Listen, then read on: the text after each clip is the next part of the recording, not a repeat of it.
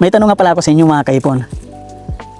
Malaki naman ang sinasahod natin dito sa abroad, pero bakit pagdating ng payday, halos walang natitira sa atin? So bago natin yan pag-uusapan, magandang araw sa ating lahat mga kaipon. Based on my personal experience kasi, i-share ko lang sa inyo mga kaipon, dahil mahalagang usapin din ito. Kasi alam ko halos sa karamihan sa atin, tuwing sahod, monthly payday natin, halos wala talagang natitira sa atin.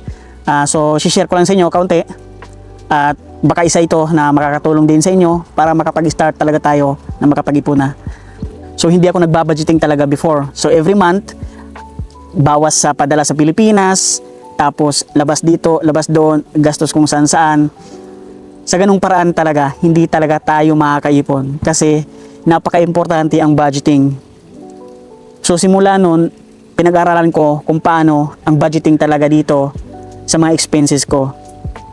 So every month, consistent na ako na binabawas ang padala sa Pilipinas. After nun, nagtatabi talaga ako yun, sa saving account yun. And then for now, I'm starting building also my emergency fund. Actually, my emergency fund in Philippines, sa awa ng Panginoon, okay naman na. And then, nag-start na ako mag-build ng emergency fund ko dito pang-emergency fund ko dito sa abroad. So ayun, mga kaipon, napakahalaga po talaga ang budgeting. Hindi po dapat natin yan ini-ignore. Para sa akin nung halos wala pa talaga akong naipon, nag-isip ako, hanggang ganito lang ba talaga ako?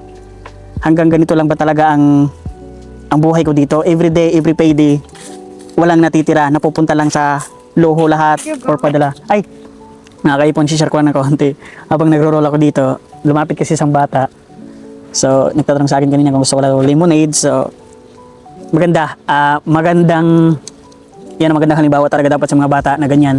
Bata pa lang nag-start ng pagdidiskarte. So, bumili ako. Kahit hindi naman talaga din ako nauhaw, pero since respect at support na rin para sa kanya, siguro para sa pag-aaral niya or for something meron siyang gustong bibilhin. So, magandang diskarte ng bata. So, ayun, balik tayo mga kaipon.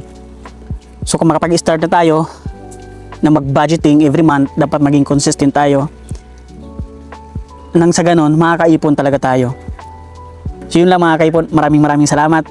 And God bless sa atin lahat. And please don't forget to subscribe, like, and share sa ating page, sa ating Kaipon channel, para marami pa tayong mga kaipon, mga FW, mga kababayan na matutulungan. Makapag-start sila mag-ipon din. Kagaya mo na nakapag-ipon na. Kung nakapag-ipon ka, paki-comment naman sa comment section. Maraming salamat. God bless.